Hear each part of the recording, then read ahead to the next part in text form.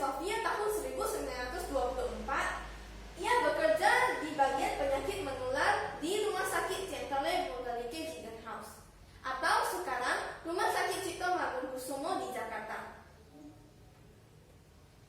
Selama bekerja di Centrale Bulgarike Ziegenhaus beberapa tahun, ia sering dipindah tugaskan. Tahun 1931, ia dipindahkan di Surabaya di bagian penyakit dalam. Tahun 1935, awalnya ia dipindahkan di Padang Sidempuan, kemudian dipindahkan lagi di Sibolga, ibu kota keresidenan Tapanuli, tempat di mana tanah kelahirannya.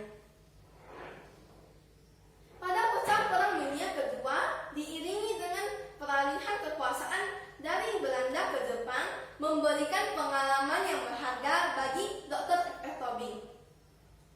Pada masa kependudukan Jepang, ia ditugaskan di bagian pengawas kesehatan Rumusya.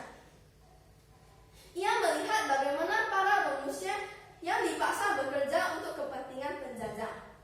Sebagai dokter, ia tidak lagi berpikir untuk mengobati penyakit fisik saja, namun bagaimana caranya menggelorakan semangat para warga untuk melawan penjajah. Ia pun melancarkan protes ke pemerintah Jepang. Akhirnya, namanya termasuk dalam daftar nama orang terpelajar yang akan dibunuh oleh Jepang. Akan tetapi, ia berhasil lolos karena berhasil menyelamatkan seorang polisi yang terluka. Oleh karenanya, ia diberi jabatan Shusangikai atau Dewan Perwakilan Daerah dan Shosangiin atau Dewan Pertimbangan Pusat. Pada masa kemerdekaan, ia diangkat menjadi residen Tapanuli. Namun, pemerintah Belanda tidak mau mengakui kemerdekaan Indonesia. Mereka berusaha merebut kembali kemerdekaan Indonesia dengan melancarkan agresi militer Belanda pertama dan yang kedua. Dr. F. Tobing pun aktif mempertahankan kemerdekaan Indonesia. Pada agresi militer Belanda yang kedua, ia diangkat menjadi Gubernur Militer Tapanuli dan Sumatera Timur Selatan. Di masa Revolusi Kemerdekaan Indonesia, ia juga menjabat beberapa jabatan penting, seperti Menteri Penerangan, Menteri Urusan Transmigrasi, Menteri Urusan Daerah, dan Menteri Kesehatan.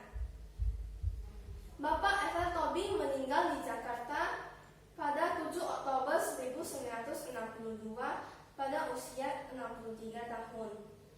Ia dimakamkan di Desa Kolang, Tapanuli Tengah, Sumatera Utara. Namanya kemudian diabadikan di Rumah Sakit Umum Sibolga dan Bandar Udara Pinang Sori, Tapanuli Tengah. Seperti yang dikatakan Buya Hamka, F.R. Tobing adalah Batak Tulen Kristen taat dan teramat dicintai oleh rakyat Sumatera Utara. Ia pun diangkat menjadi pahlawan nasional pada tanggal 17 Oktober 1962 oleh Surat Presiden nomor 361 tahun 1962.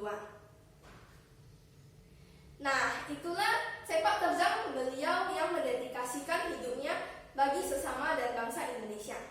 Bagaimana? Luar biasa bukan? Saya yakin perjuangan beliau tidak ada yang sia-sia. Kita sebagai penerus bangsa tidak boleh melupakan jasa beliau. Untuk memperingati Hari Kemerdekaan Indonesia ke-76, marilah kita teruskan perjuangan beliau dalam membela, mengasihi, dan menolong sesama. Demikian cerita saya. Dirgahayu bangsaku, dirgahayu tanah airku. Bersatu kita teguh, bercerai kita runtuh. Terima kasih Bapak, Ibu, dan teman-teman